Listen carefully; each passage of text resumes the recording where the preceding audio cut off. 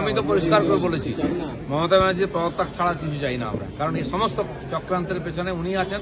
সব উনি করেন না কারণ সব জানেন উনি চক্রান্তকারীদের বাঁচাবার চেষ্টা করছেন, কিন্তু তাকে বাঁচাবার জন্য কিছু লোক অরাজনৈতিক আন্দোলনের নামে ঝাঁপিয়ে পড়ে।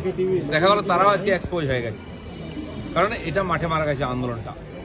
সাধারণ মানুষের সরলতার সুযোগ নিয়ে কিছু চক্রান্তকারী আন্দোলনকে বিপদগামী করে মমতা ব্যানার্জিকে এর থেকে মুক্তি দেওয়ার চেষ্টা করেছে, এবং মমতা ব্যানার্জি এই চালাকিটা খুব সাফল্যের সঙ্গে করে তার নিজের লোকেদের বাঁচিয়ে নেওয়ার চেষ্টা করেছে। কিন্তু এখনো কেস চলছে, আমরা জানি একদিন না একদিন সত্য সামনে আসবে।